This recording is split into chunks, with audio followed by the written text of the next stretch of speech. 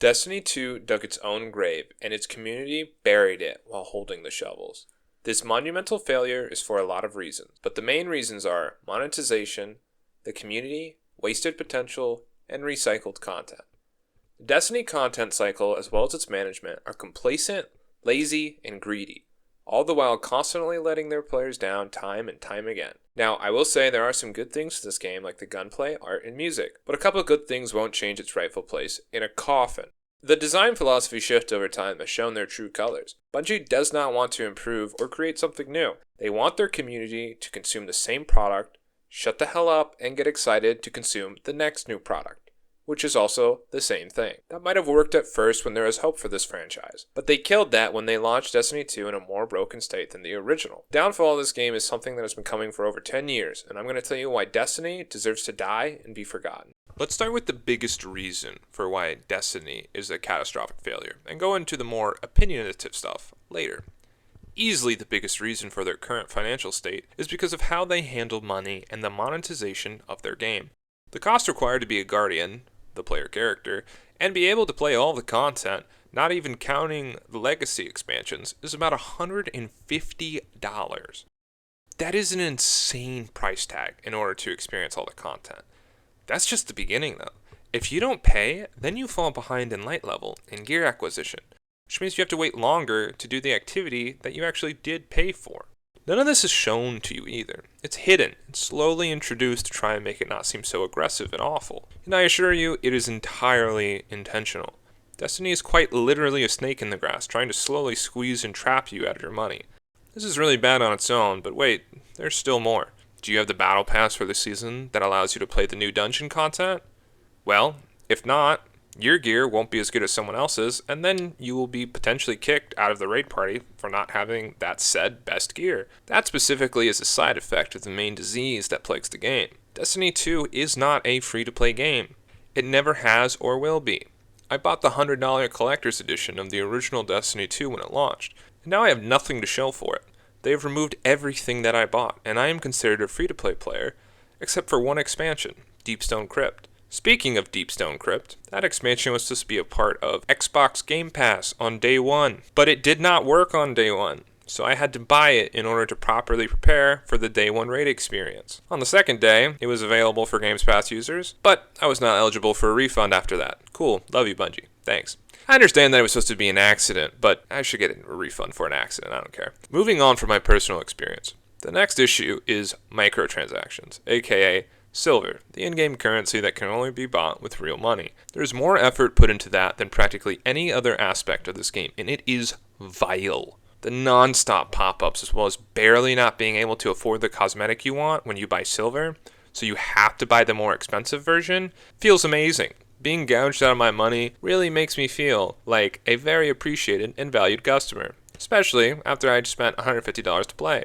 Now I want to make this clear. If Destiny was the greatest game of all time, these monetization decisions would not kill it. It would hurt, but it would not die. The only problem is, this game is definitely not the greatest game of all time. So realistically, the monetization is just skull-fucking the IP, for lack of a better word, because no one wants to be a new player or a returning player. Now that we have sufficiently covered the financial disaster that this game has become, it's time to talk about gameplay. The most atrocious sin this game ever did was reuse its enemies over and over again. This is commonly referred to as recycling content. The gameplay on screen is negligibly different from Destiny 1, a game that came out over 10 years ago in 2014. I am still shooting Thrall for the 100th time with no difficulty, and am waiting for horrific dialogue from the ghost while it scans or hacks something. Maybe if I'm lucky I get to hold a ball, or a stick, maybe even a sword. Oh wow, a fucking wrench. Just what I wanted for Christmas. It is unbelievable how many times they reused the same enemies and mechanics throughout this series. When they finally added a new race, the gameplay did not change at all. It was the same combat, recycled. I did not forget about the Taken race either. It is literally the same enemies reskinned with space goo all over them. They canonically, in lore, recycle their own content and pretend it is new. The cycle of Destiny extortion truly knows no limits. I want to make this abundantly clear. Reusing content is not new content. It is a shitty mod they make you pay for, and that shitty mod should be free, not a $150 masochist ticket. Hell, even the guns look the exact same. But this time the number is higher, so it's different. Or this time it has a purple shade to it. It is unbelievable the links they go to recycle content. And it even goes further than that. The entirety of Destiny 2 is just Destiny 1 DLC. It's the same engine with virtually no graphical upgrades. The original Destiny 1 launched on PS3 and Xbox 360 at 30 FPS, and on the next generation consoles, Xbox One and PS4, it was still locked at 30 FPS. Those frame rates are criminal for new hardware, but it's at 60 FPS now for the modern day consoles, the Xbox Series X and PlayStation 5. Better late than never, but still, the reasoning why the Tiger engine can't get 60 FPS, but is able to run at 4K 30 FPS on the PS4 Pro is bizarre and doesn't quite make sense. Because at the end of the day, it is still their responsibility to create an engine that runs on the current hardware. Regardless, another core issue is bugs, which break the strikes or raids. I literally got a bug while playing that despawned the ball, making the mission impossible to finish.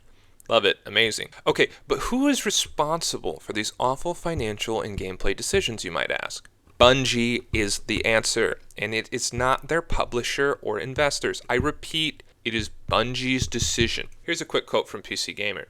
In the July 2024 announcement that Bungie was laying off 220 employees, around 17% of its staff, CEO Pete Parsons called the downsizing, quote, a necessary decision to refocus our studio, unquote. Brought about by, quote, rising cost of development and industry shifts as well as enduring economic conditions, unquote. By the way, Parsons, the CEO, has spent millions of dollars on classic cars since Sony acquired Bungie in 2022. So clearly they are struggling with enduring economic conditions. Must be real tough. Regardless, they can say any excuse they want, but everyone knows the core problem. Destiny 2 is just way too much money for a mediocre and heavily recycled product. Warning. Warning. Opinions ahead. Bitches beware. I have some personal gripes with this game, and I just have to get them off my chest. This weird sprinting aim sensitivity reduction is so fucking annoying, because on mouse and keyboard, it isn't a thing. I have bitched about this forever, and there still isn't a setting for this. Why? Explain this to me. Another issue is voice acting. Why do they just swap voice actors and then expect me to pretend nothing is different? Cayde 6 not having his original voice actor Nathan Fillion for the entire last arc of his story where he dies is insane. Zavala was changed because the voice actor died, rest in peace, loved him in John Wick. But it just isn't the same. Why not kill Ikora instead of Cayde? No one likes her. And I mean, no one does. Obviously, bad character writing is a major flaw of the Destiny story, and this concept brings us to the next problem I have. The story sucks. It's very badly written and somehow told to us even worse. With the Final Shape expansion, this problem has become even more apparent. Destiny 1 made it very clear that the story was not finished and was literally memed due to that fact. I don't even have time to explain why I don't have time to explain. To this day, this blows my mind that this is one of the only cutscenes they ever made for Destiny 1. They also came out and said they had no idea what the darkness would be while Destiny 1 was active. The main villain of the series was not even properly written or thought of, but the witness was telling us about how it was a threat? This isn't a mystery, it's just laziness. The villain is a jewel. You serious? While this is a horrible plot, it could be saved by really good side characters. Except there aren't any, besides Cayde, and they killed him off already. I know I'm supposed to care about Amanda Holliday dying, but all I remember her ever doing was trying to sell me green sparrows. So she can kick rocks, honestly. The emotional investment is not there for me. Maybe it is for someone else. I get it, but still, the dialogue lines from the ghosts and NPCs are painful to listen to. It's gotten worse over time, too. I would go as far as to say it is Marvel levels of humor, written by and for 14-year-olds. Hunters. The Iron Lords had those. We called them people with guns. King of compliments? You never fail to amaze me, you know that? Everything that's come at us, you're just like, bam, pew, and suddenly whatever's coming at us ain't coming at us anymore. And you just keep doing it like it's nothing. You can already hear the detractors saying, but the real lore needs to be read and online and blah blah blah. It doesn't matter. It is not in the game. I do not care. Halo managed to figure out how to do it. I think Bungie can do it twice, okay? We don't need websites to understand the story. With that being said, there is a group of players who will not care about any of the things I just talked about. Those guys are the Crucible boys. The PvP guys love this game, but man, they get kicked in the teeth constantly. Bungie changes and breaks the game all the time, horribly unbalancing the game. Changing the way Special Ammo works at the beginning of the game fundamentally broke the whole point of sidearms versus shotguns. So shotguns are the only good options, but you only get one shot. So if two people are there, you just die, which is kind of silly to me. Also, for the majority of the game's life cycle, the Felwinter's Live ran rampant in the multiplayer because it was the best shotty, and you could not get it until they added a legendary system years after the fact. Then everyone could have it. The PvP is not balanced as a competitive esport, so whatever, I guess. I would say that the community seems to care, but they don't. The Crucible mutts play the same maps over and over like a dog eating puppy chow for the 1000th time. They're not even good maps like Dust or Nuketown, which are easily recognizable and very much liked. I can't even name one of the maps off the top of my head, besides the green mossy stone one, which is from Destiny 1, and I only remember that from Trials. Regardless, these issues, while some massive, will not destroy a game on its own, but when combined with the financial fuckery that is Destiny 2, how could you possibly justify this price tag? I know how, actually. The answer is their community. The diehards in this game are brainwashed into praising them for practically any good thing they do, while ignoring and silencing everything even remotely critical about the game online. They constantly make excuses for their game, saying, it isn't Bungie's fault and it isn't a bad game. Wake up, man. It is a bad game by almost all metrics. It was fun at first 10 years ago, but the repetitive bounty system and same strikes years later are not going to keep people playing. The community does not want to stop playing, or paying for that matter either, because then the money and time they have invested into the game won't matter anymore. All of the pointless hours of playing for a perfect roll on a gun that won't even matter in a month are useless. They're only good at this game too, and they refuse to listen to any other people's opinions, unless you have done every raid and every activity. If not, they will just say, you don't get it. Motherfucker, you don't get it. You are a literal cash cow for a CEO's automobile collection. Worse yet, you like it, and you think it's something other people should also experience. Destiny diehards are basically cult missionaries trying to steal your money for their overlord at Bungie. Even if they are crazy like this, maybe the community is chill and really accepting. Well, if you thought that, you would be very wrong. The community, in my experience, is usually very toxic when it comes to anything even remotely difficult or challenging. Easily one of the most annoying things about this community is the nostalgia factor. They think that getting Vault of Glass and the Taken King raid back is a gift. They are literally thanking them for recycled content and actively asking for it. The engine is the same. It's not even a remastered version. It's practically a drag and drop file. They talk about how amazing the game used to be, but it was never amazing. It was just new, and it had so much potential. Key word, potential. Destiny 2 could have been one of the greatest games of all time if it just reached its potential. The coolest part of these games by far was all of the extra hidden things you could do, like Black Spindle, a secret mission that you could only do once every so often, but it was hidden in a different mission.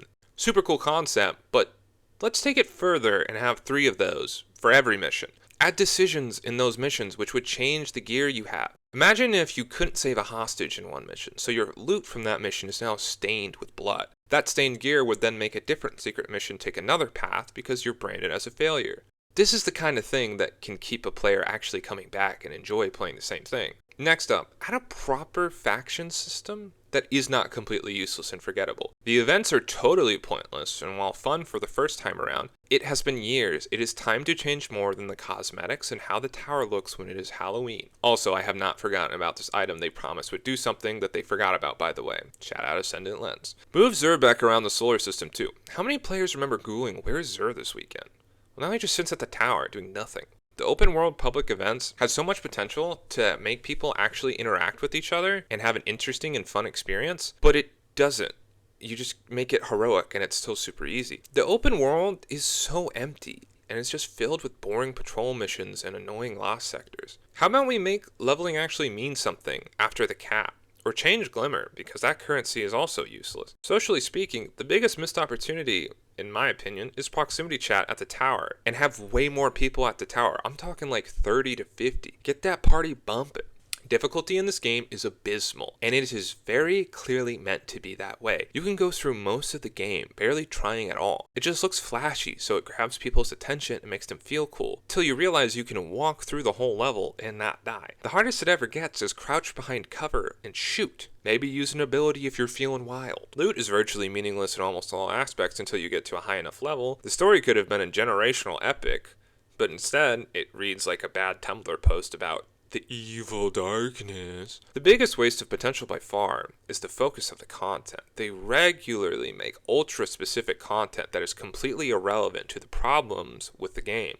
Here's a perfect example. I don't really care about the skateboard they add when I used to be able to use my Sparrow in the multiplayer beta of Destiny 1. What the fuck is this? Where's my big team battle with vehicles? Just let me have fun, man. Now, another good example is Sparrow Racing. I love Sparrow Racing. It's so much fun, but I can never play it because they make it seasonal. Why? These things should always be available. How about you actually let me fly my ship instead of just staring at it? Let my friend be the gunner, and we do a 6v6 dark versus light spaceship fight. These are the things they should be focusing on, not goddamn skateboards, Gambit, and ghost one-liners that make my ears bleed. But this is what the players accept, and Destiny will never deliver anything more because they know they can make more money doing the same thing over and over rather than making a better game. Except that doesn't work anymore. For as long as I spent talking about the faults of this game, I want to talk about the good things this game does. It is visually gorgeous and looks fairly nice. The particle effects and gunplay are pretty good overall. The uniqueness of the exotic system does allow for variety, but normally speaking, there are still strong metas which will negate that. The core feeling of the gunplay is solid besides some desync issues, but that feels like the standard these days. The sound design is really good, crisp and fun when you use abilities or ultimates. The gunshots leave a lot to be desired, but cool exotics make up for that, like Outbreak Perfected. Just sounds amazing. Shaders are a great way to customize your character. The music and art in this game is so good. It is easily my favorite part of the game. The music really hits sometimes, and the level design is really breathtaking at certain points. The level design is pretty shallow, but visually it looks great. The complexity of some of the raids is actually really fun, and I think the day one raid experience is worth trying at least once. The raids are a welcome addition that make gameplay and performance matter, but failing because of your teammate for an hour can be a struggle sometimes. The last good thing I really enjoy about Destiny 2 is how fast I can leave the sweats in the Crucible. Played a couple games for the video and only ran into one team for the whole playlist. Nice matchmaking. Glad I made it here. Look, all in all, Destiny 2 is a perfect modern example of a video game with so much wasted potential. It is a fun concept that was overtaken by greed and complacency. The only reason they got away with it for this long was because of their brainwashed, diehard community. Hell, even now, some of the biggest content creators in their community are turning against them. Destiny is not COD. It can die. It can bleed. Stop supporting these scam artists living off of a half-decent idea from over 10 years ago and value your time, your money, and your fucking worth. Spread some love. Peace.